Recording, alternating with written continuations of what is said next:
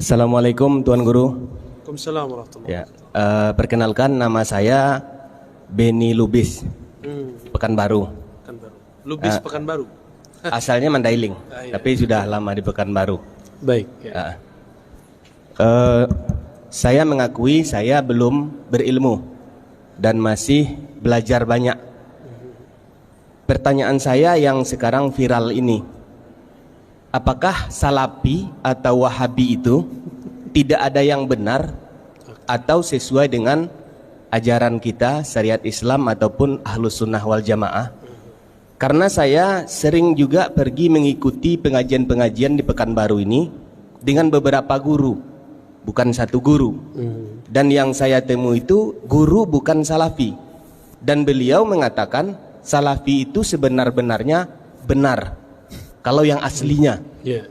Oke. Nah, mohon nasihat buat saya Baik. supaya saya tidak bimbang dalam kehidupan ini. Terima kasih. Assalamualaikum warahmatullahi wabarakatuh. Assalamualaikum warahmatullahi. Saya panggil Pak Lubis saja ya. Lubis Al-Mandailingi. Ya. Luar biasa itu Lubis.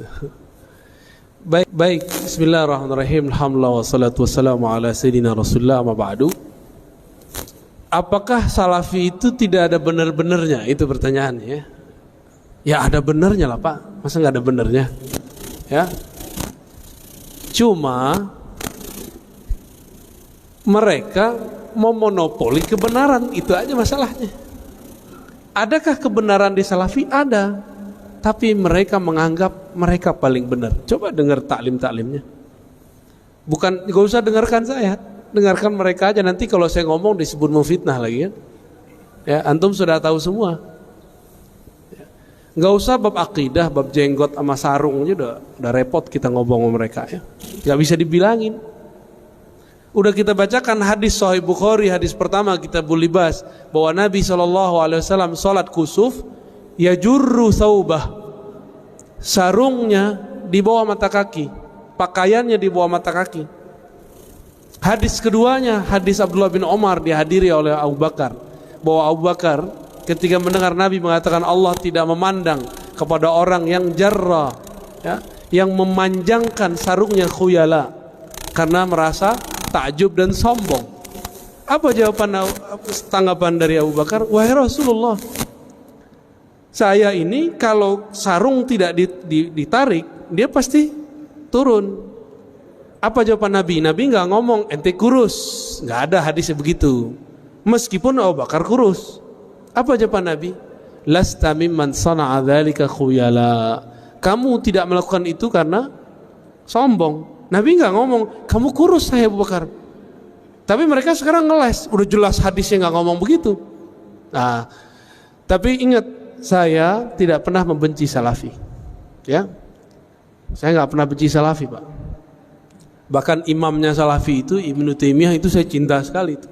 Cuma saya kritik. Kita kalau cinta apapun karya dia kita baca kan.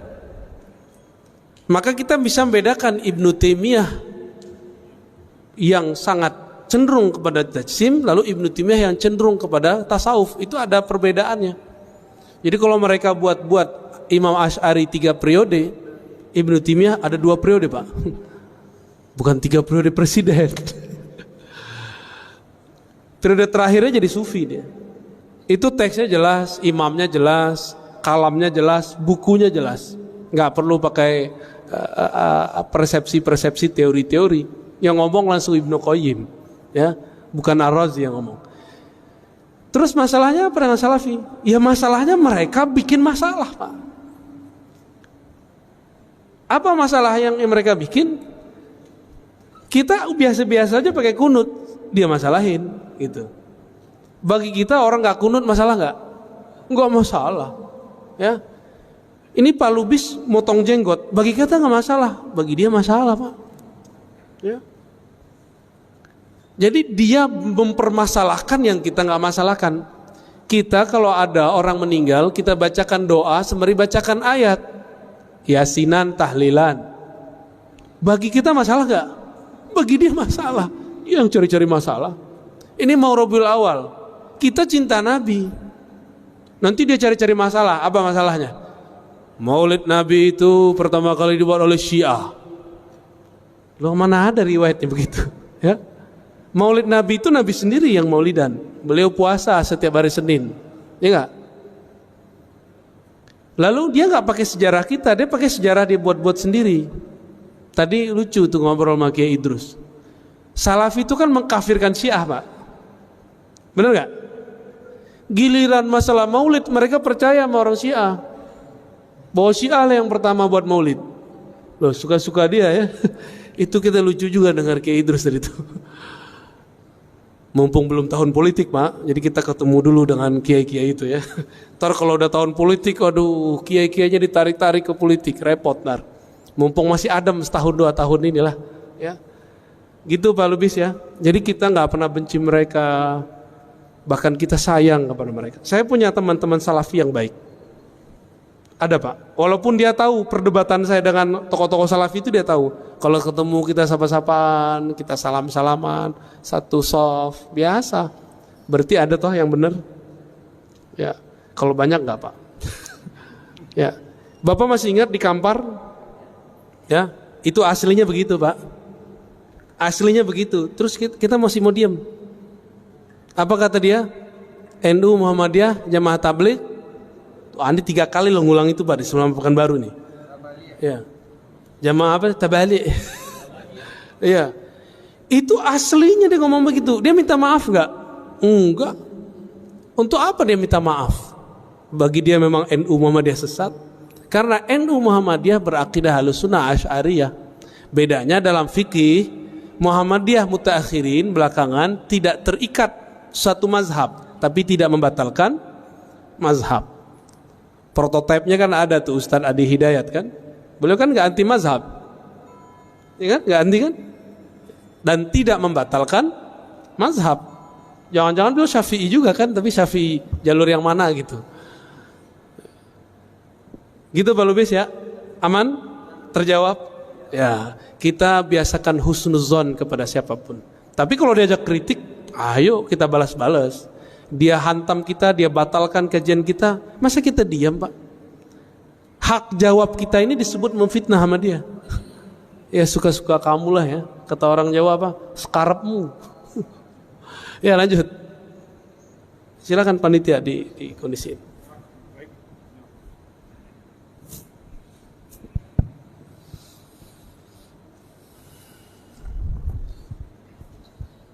Assalamualaikum warahmatullahi wabarakatuh. Assalamualaikum warahmatullahi. Buya, saya memang mengikuti Buya beberapa kali dari pertemuan ini.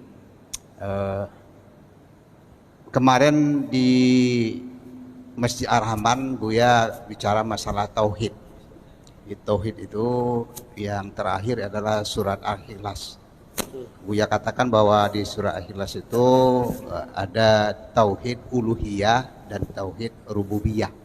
Allah Qul huwallahu ahad Allahus samad. Ahad itu adalah uluhiyah, samad itu adalah rububiyah.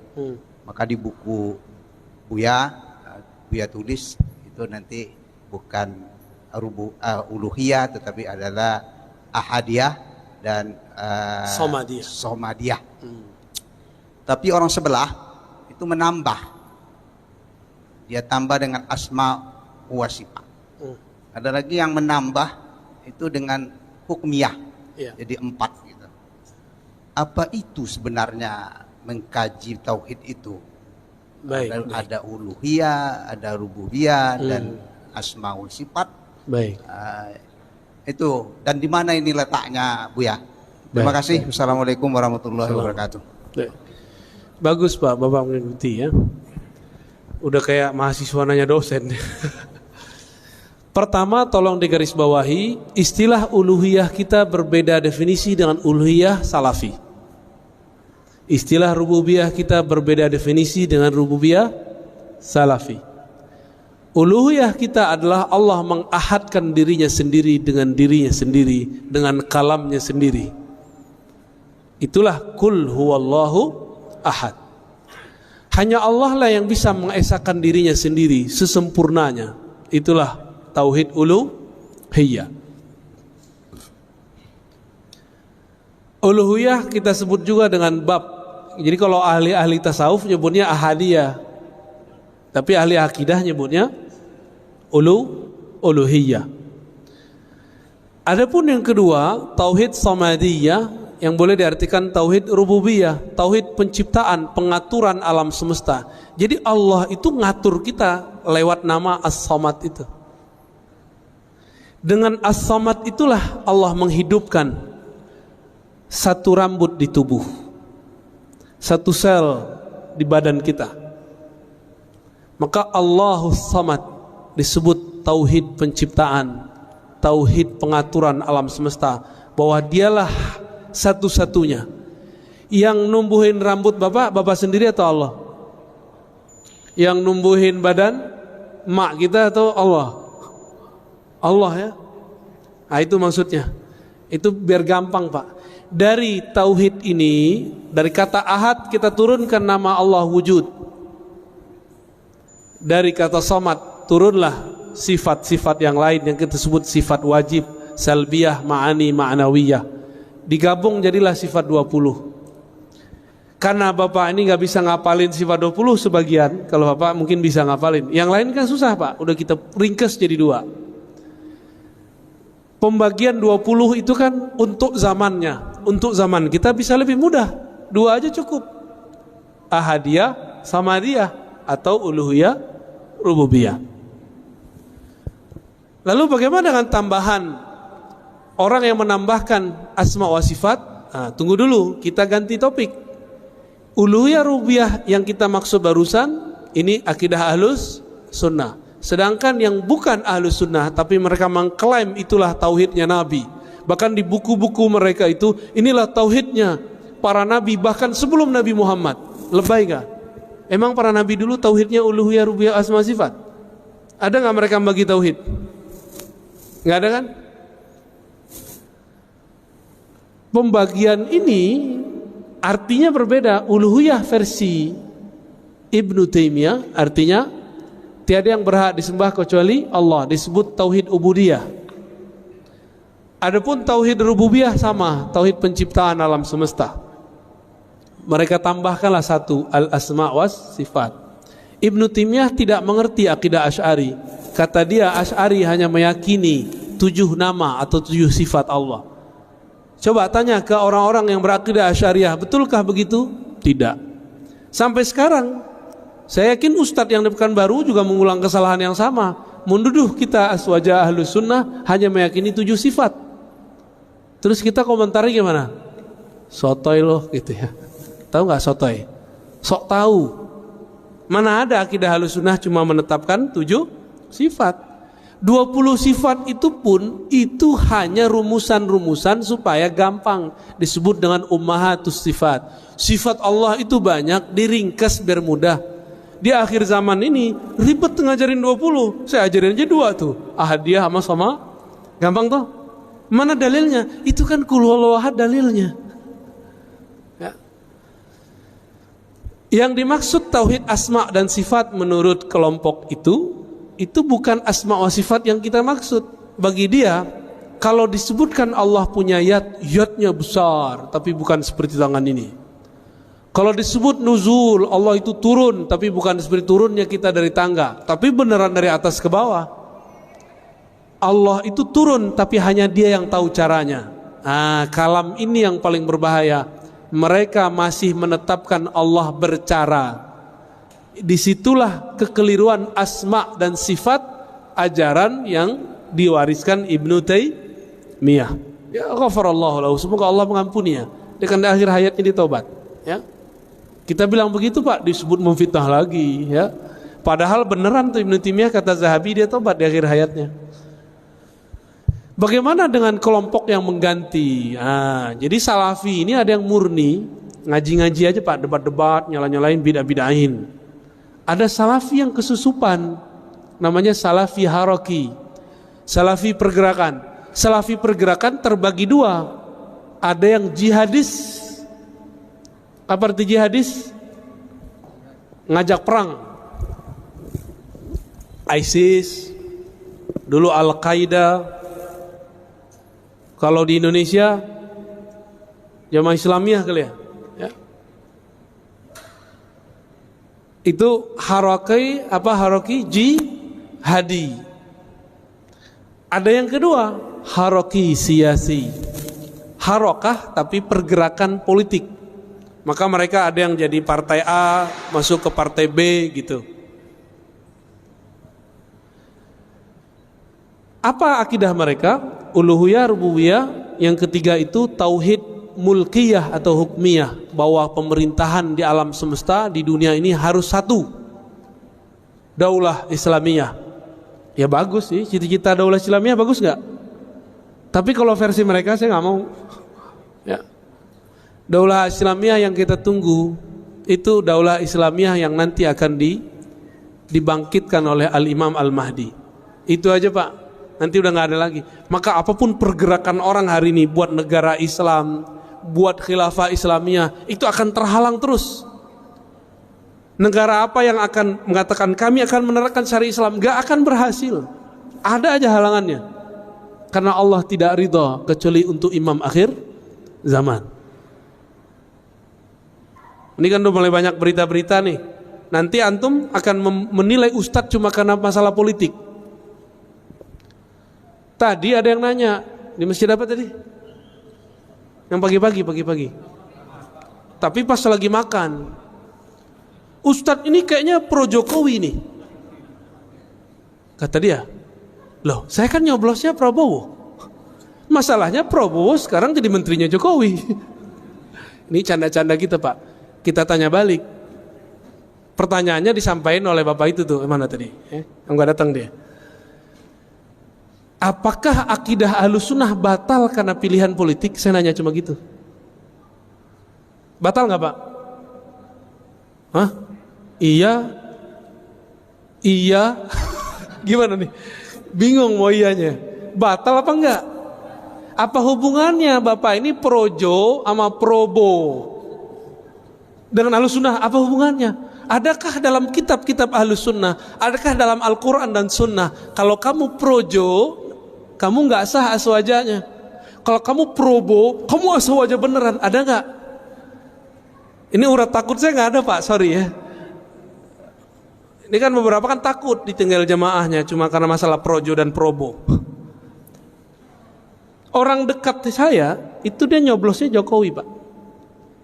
Tahu maksudnya orang dekat saya? Ya, jangan bilang-bilang. Tapi kami biasa-biasa aja tuh. Karena dia ngerti, saya juga ngerti bahwa beda pilihan politik tidak berpengaruh kepada status akidah Ahlus Sunnah. Namun orang baru hijrah, orang lagi semangat beragama, dicuci otaknya oleh orang-orang yang ingin mainkan agama dalam kancah politik atau politik dalam kancah agama, dibolak-balik. Itu cikal bakal khawarij yang menjadikan pilihan politik sebagai status keimanan. Siapa dulu yang mengkafirkan Sayyidina Ali? Khawarij. Cuma karena pilihan politik, beliau menerima hasil diplomasi. Sayyidina Ali dibunuh Pak. Dibunuh oleh orang yang menganggap beda pilihan politik kafir. Karena Ali berhukum dengan hukum selain Allah. Oh bisa begitu ntar. Nanti tambah parah ke sono. Tapi semoga yang hadir ini faham maksud saya. Jadi nanti kalau saya beda pilihan dengan Ustadz Uzair, mana ustadznya di sini nih? Dengan UAS, dengan Kiai Idrus, itu nggak masalah Pak, nggak ada masalah. Cuma jamaah kan yang masalahin. Kami tahu cara berbeda. Nanti 2024 Bapak saksin aja, kami beda itu. Nggak ada masalah kok. Dia pro kemana, saya pro kemana, boleh nggak? Boleh-boleh aja kan. Cara pandang politik itu bukan bagian dari agama. Cara pandang politik bukan bagian dari agama, tapi prinsip politik ada dalam agama. Bisa bedain? Ustadz gak boleh pisahin politik dari agama. Politik yang mana dulu? Politik opini atau prinsip berpolitik? Prinsip berpolitik kita khutbahkan, kita dakwahkan, tapi opini politik janganlah dikhutbahkan. Kasihan jamaah. Ya, kasihan umat kita ini sudah stres dengan corona ya. Udah, apalagi? Jadi itu akidah semi-semi khawarij, Pak. Cuma yang masuk ke wilayah siasah itu aman. Aman sementara, saya nggak tahu nanti. Jadi kalau ada pergerakan politik, tauhidnya uluhiyah, rububiyah, asma wa sifat, terus dia ganti jadi hukmiyah atau siasiyah atau hakimiyah atau mulkiyah, apapun namanya, untuk sementara mereka masih aman. Tapi ke depan saya tidak tahu. Ya, wallahu a'lam. Ya. Apalagi? Assalamualaikum warahmatullahi wabarakatuh. Assalamualaikum. Nama saya Azmi Rozali. Tadi pagi hadir, subuh kemarin hadir di Masjid Rahman. Saya di khutbah tadi menangkap Ustadz memberi stigma tertentu negatif kepada para pesantren hafiz, adik-adik kita yang sedang berjuang untuk menghafal Al-Quran saat ini, Ustaz. Oke. Dan itu hampir jatuh air mata saya mendengar hal itu disampaikan di khutbah. Pertanyaan saya adalah, sebelumnya kalau itu diucapkan oleh Presiden Amerika, kami sudah biasa, Ustaz. Saya sudah biasa. Kalau itu diucapkan oleh kaum buzzer yang membenci Islam, kami juga sudah biasa, Ustaz. Ini yang sekarang yang ngomong saya. Tapi kalau gitu kan? sekarang yang bicara itu, Ustaz, memang agak hampir jatuh air mata saya, Ustaz, mendengar itu. Jadi, kenapa Bapak jatuh air matanya? Apa saya menyerang orang rumah tahfiz? Iya, Ustaz. Bapak salah paham. Dari khutbah itu yang saya tangkap, itu Ustadz memberi stigma negatif kepada para kelompok hafiz Al-Quran. Terima kasih. Assalamualaikum warahmatullahi wabarakatuh. Assalamualaikum warahmatullahi wabarakatuh. Bapak kira saya bukan orang rumah tahfiz? Saya orang rumah tahfiz juga, Pak. Bapak kira saya bukan penghafal Quran? Saya penghafal Quran juga. Saya punya sanad Quran juga. Tapi baginda Nabi mengabarkan nanti di akhir zaman akan muncul khawarij yatluna ayatillah rotba. Mereka kalau baca ayat itu rapi. Kita nggak paham maksudnya apa. Ternyata di akhir zaman menjamur rumah-rumah tahfiz. Disitulah masuk khawarij. Saya nggak menyalahkan rumah tahfiz, tapi saya menyalahkan kalau rumah tahfiznya kemasukan. Paham? Dari 2008 saya membersamai rumah tahfiz di Pamulang, di Ciputat, di sono. Kita ngajar mereka. Bahkan saya sampai sekarang masih ngulang-ngulang hafalan saya lah, ya. Masih. Nggak ada stigma negatif. Stigma negatif itu kalau rumah tahfiz sudah kemasukan, dan itu kejadian, Pak. Jamaah kita udah ngurus masjid sekian tahun. Ada anak tetangga ditaruh di rumah tahfiz. Rumah tahfiz namanya kayak sahabat gitu. Ya. Pas Ramadan ada surat dari madrasahnya untuk berceramah berkultum. Apa isi kultumnya? Dari awal sampai akhir menyalahkan amalan di masjid itu. Anaknya baru berumur 9 tahun. Kemasukan nggak? Kemasukan, Pak. Itu di sana, di pusat itu. Saya nggak tahu nasibnya kalau di sini. Maka supaya tidak kemasukan, tolong orang-orang sekitar atau praktisi tahfiz bersanad dalam Al-Quran, bukan hanya sanad bacaan, tapi juga sanad pemahaman. Jadi stigma negatif kita kepada orang yang menyusup kepada rumah tahfiz, bukan rumah tahfiznya. Saya mau tanya, Pak, dari dulu negeri ini sudah ada belum pesantren tahfiz? Bapak jujur, sekarang yang buka rumah tahfiz, hafiz gak? Jujur aja, Pak. Hafiz gak? Rentan gak kemasukan? Itu maksud saya, paham? Kenapa kita kalau mau mengirim anak kita tahfiz gak dikirim ke pesantren tahfiz? Di mana pesantren tahfiz di Indonesia paling maju? Anak kecil-kecil, Pak, kayak gini hafiz 30 juz banyak. RCTI kan baru muncul kemarin sore. yang digawangi oleh Syekh Ali Jaber almarhum. Kalau di Kudus, di Kerapiak, Pangandaran itu udah biasa bocah-bocah kecil hafal Quran. Tapi di Kudus ada syarat ijazahnya, nggak boleh ikut musabakoh, nggak boleh ikut lomba Quran, nggak boleh. Ada anak kecil hafiz Quran 30 juz, antum percaya nggak? Segede-gede gini. Kelas 6 SD udah ulang sekian kali. Masuk SMP udah belajar qiraat mereka sebagian. Kita ini giliran politik, ustadz nggak boleh ngomong politik. Giliran kimia, kedokteran, ustadz gak boleh ngomong. Giliran antum gak ahli Quran, punya rumah, pengen beramal, gak percaya sama ustadz, udah buat aja rumah tahfiz, gaji aja ustadz. Kita nih siapa bisa gaji-gaji orang? Emang kita bisa menjamin Quran yang kita sebar itu sahih? Ini mohon maaf nih orang-orang kaya ya, antum percaya deh sama ustadz, percaya sama ulama yang bersanad. Ini ngeliat ustadz udah curiga dulu ya. Akhirnya rumah tahfiz nggak dilepas-lepas. Buat pesantren bangunannya doang. Banyak pak, saya udah jalan. Orang kaya bingung mau beramal, dia buatlah pesantren, judulnya tapi gurunya nggak ada. Dimintalah seorang ustadz ngajar 3 bulan kabur. Ganti lagi ustadz setahun bubar semua.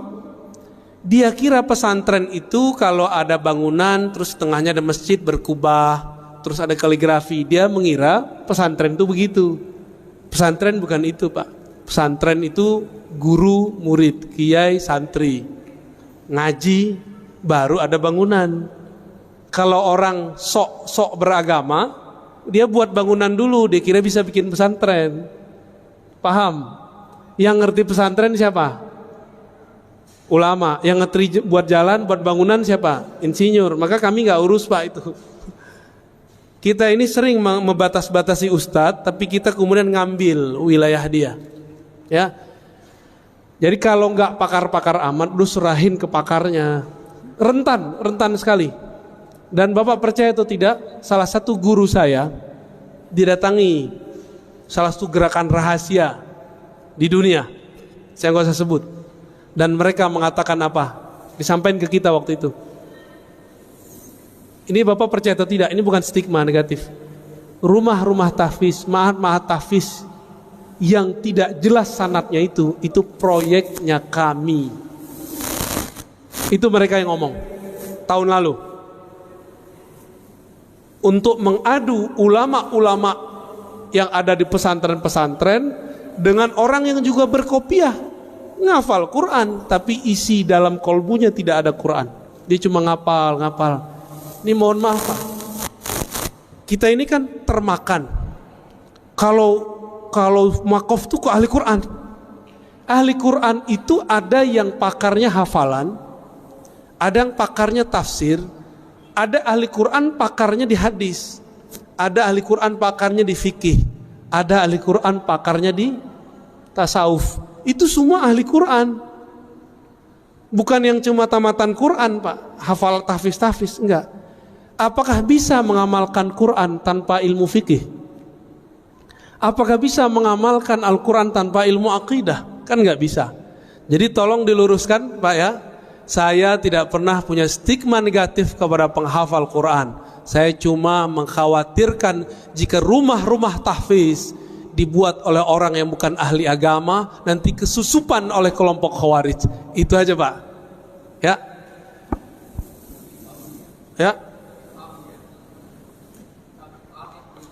Oh bapak udah paham. Oke. Berarti bapak sudah tahu titik-titik gelapnya di mana ya. Ya. Cukup? Ada lagi? Terakhir ya. Baik. Baiklah, Assalamualaikum warahmatullahi wabarakatuh. Waalaikumsalam warahmatullahi.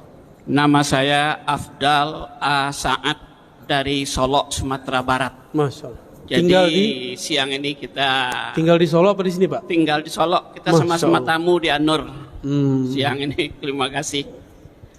Pertanyaan pertama, kenapa setahu saya di Riau dan Sumatera Barat tidak diminati tinggal oleh para habaib. Mereka lebih cenderung Pulau Jawa, Kalimantan. Ini supaya jemaah jangan salah memahami, tolong beri pencerahan dalam hal itu. Yang kedua, Al-Quran cetakan Madinah yang dibagi-bagi kepada jemaah umrah, saya juga dapat.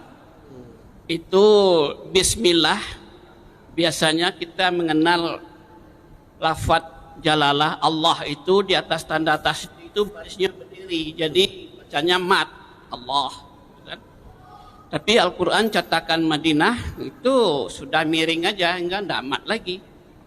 Jadi jemaah umrah banyak yang ragu ini bagaimana pencerahannya.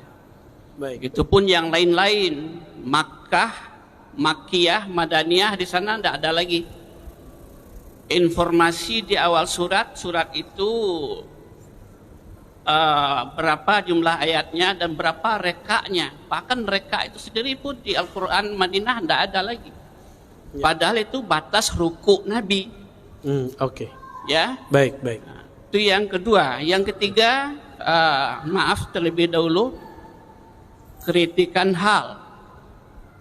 Kalau keadaan kita sekarang ini, kalau tadi Ustadz nampaknya mempersilakan yang bertanya sebelah kiri dulu, terakhir sebelah kanan. Apa ini kira-kira ada kececer sunnah kita kalau Rasul. Bapak ngeritik saya, kritik pengurusnya Pak. Baik Pak, terima kasih Pak. Ya kalau pengurusnya, Bapak serius amat soalnya. Ya, Ustadz juga harus membenarkan itu. Jadi ini jadinya saya yang dapat posisi duduk sudah saya atur dari tadi Pak. Karena punya harapan saya yang pertama dulu. Tapi saya jadi penutup. Nah ini mungkin karena ya gitulah. Ya 3 pertanyaan. Tangannya kurang tinggi Pak. Ya. Bagaimana Pak? Iya. Sudah, terima kasih 3 pertanyaan siang ini. Assalamualaikum warahmatullahi wabarakatuh. Assalamualaikum warahmatullahi wabarakatuh. Jauh sekali Pak dari Solo.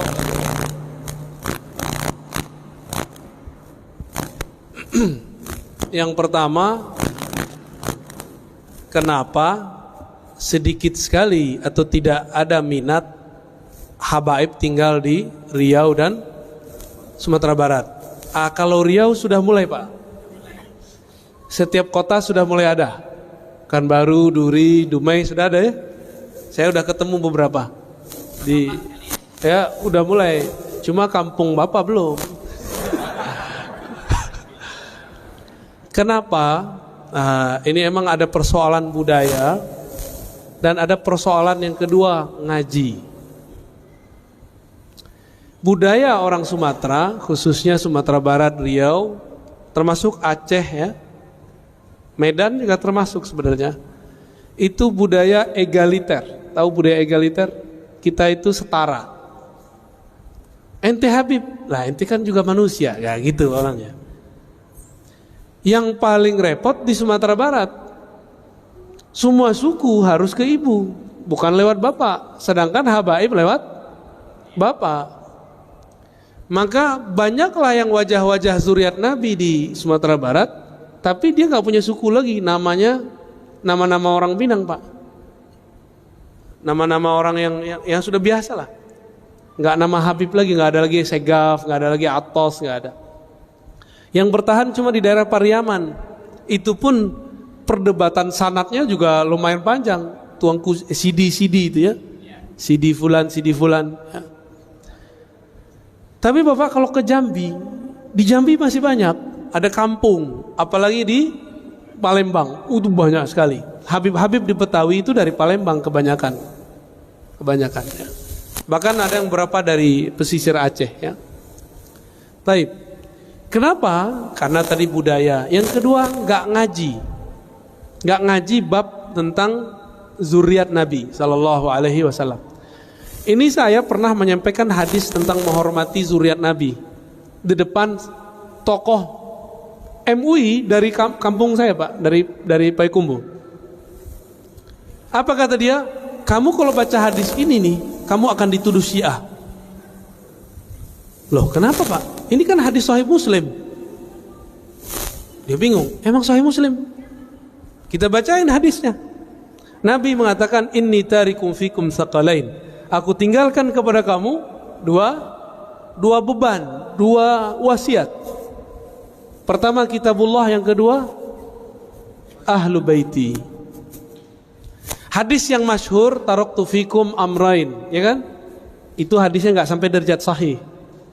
Kitab Allah wa sunnati, ya. Itu hadisnya tidak sampai derajat sahih, cuma riwayat Ibnu Abi Syaibah. Yang sahihnya apa? Ada di riwayat Imam Tirmizi, taraktu fikum amrain atau saqalain atau syai'ain. Pertama kitab Allah, yang kedua ahla baiti itrati. Giliran hadis begini, orang-orang yang ngaku Ustadz Sunnah gak mau baca Pak dia. Gak mau dia baca. Aku tinggalkan bagi kalian dua wasiat.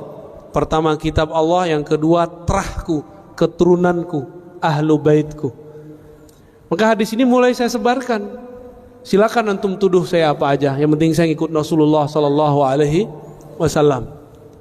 Maka cinta kita kepada ahlu bait beda dengan cintanya Syiah kepada ahlu bait. Kita mencintai ahlu bait tanpa membenci sahabat dan istri-istri Nabi. Sedangkan Syiah mencintai ahlu bait tapi membenci sebagian sahabat. Itu bedanya. Bagi saya ada dua keluarga Nabi, ada keluarga nasab, ada keluarga sahabat. Itu dianggap keluarga beliau, dan beliau mengatakan, aku dengan kalian seperti orang tua kepada anak-anaknya. Terjawab Pak? Budaya Ada yang ragu, kankah Hasan Hussein dari anak Rasul yang perempuan juga? iya, tapi masalahnya orang Minang gimana? Ya? Nabi SAW mengatakan, semua nasab terputus kecuali nasabku. Maka khusus buat Nabi itu matrilineal dari Fatimah, tapi setelah itu kembali ke, kan bapaknya masih ahlu bait Abu Thalib, ya, gak ada masalah kok Pak. Kalaupun anggap nih matrilineal, emang gak sah tuh nasab ke ibu, berarti bapak batal sebagai orang Solo kan? Ya, oke. Ciri-ciri tentara Dajjal di akhir zaman tidak percaya zuriat Nabi. Kenapa? Imam Mahdi itu zuriat Rasulullah SAW. Nanti dia muncul, nggak mungkin. Keturunan Nabi udah habis. Ada gak yang ngomong begitu? Dia nggak sadar ngomong begini itu udah ditandain sama Dajjal, dia langsung, wah ini panglima gua nih ya. Hati-hati Pak. Hati-hati Pak. Cinta ke keluarga Nabi, benci ke sahabat Nabi, sama, Nabi juga nggak suka. Itu dimanfaatkan juga oleh Dajjal ntar. Ya. Yang kedua tentang Quran Madinah. Bapak kalau nggak suka pakai Quran cetakan Kudus saja Pak. Ya, nggak usah dimasalahkan. Itu masalah tadi huruf segala macam itu ada ilmunya, namanya Rasam Utsmani. Rasam Utsmani itu ada mazhab-mazhabnya. Kalau tidak paham nggak usah dikritik. Ya, udah belajar belum Rasam Utsmani? Nggak belajar? Ya udah, ini nggak usah kasih tahu. Kenapa dalam huruf kita, ya, kita coba kita lihat Bismillah, alifnya di depan nggak? Bener. Padahal aslinya ba ketemu alif, tapi alifnya ditaruh di depan. Itu ilmu rasam. Karena seorang ahli rasamnya dulu ahli tasawuf, dia mengerti ilmu hakikat bahwa alif tidak boleh didahului oleh ba. Tetap bacanya Bismillah, bukan Bismillah. Terus apalagi? Quran yang kita pakai di Indonesia itu dulu Rasam Utsmaninya kebanyakan yang sudah berkembang di India. Jadi Quran yang ini nih Pak, ini pada pakai Quran ini kan kebanyakan. Ini dulu di India. Alhamdulillah di daerah Kudus, di daerah Jawa Tengah berkembang khat.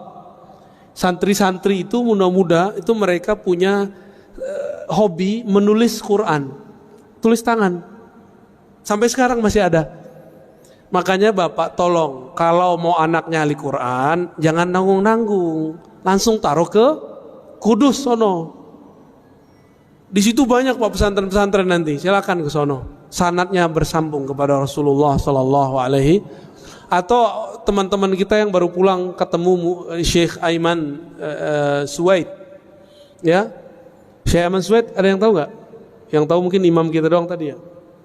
Syekh Aiman Suwaid, ulama Syam, dia tinggal di Jeddah, dia buat daurah-daurah kemana-mana. Itu teman-teman kita tamatan Mesir, tamatan Yaman, tamatan Syam, itu banyak yang berguru kepada beliau. Qur'annya bersanad. Karena beliau akidahnya Ahlus Sunnah, Asy'ariyah, dan bermazhab Syafi'i. Jadi Bapak nggak usah baca itu Pak. Emang orang di Madinah mau buat khot itu sembarangan? Enggak, itu ada ilmunya.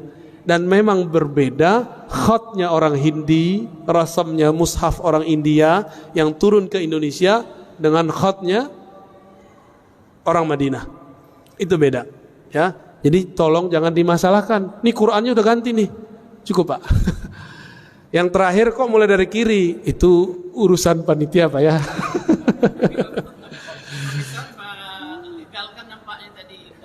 Loh, saya nggak ngelihat Bapak kok. Tangannya kurang tinggi Pak. Maaf Pak ya. Cukup. Kata Mr. Adam udah nggak boleh. Ini keturunan Nabi Adam ini. Baik, saya rasa cukup. Mohon maaf, ini sambil serius terus dibawa canda ya. Jangan serius-serius amat, jangan juga terbawa canda ya. Mohon maaf kalau ada yang tersinggung, tersenggol. Saya tidak bermaksud menyinggung siapa saja, tapi memang saya begini adanya. Mohon ridhonya, mohon dibuang kalau ada rasa kesal, saya pun membuang kalau ada rasa tersinggung. Nasallallahu salamat as-sadar, kita minta kepada Allah hati yang selamat, hati yang bersih. Al-Fatihah. Iya kan ya. Siratal ladzina Subhanakallahumma bika asyhadu an la ilaha illa anta astaghfiruka wa atubu ilaik. Assalamualaikum warahmatullahi wabarakatuh. Waalaikumsalam.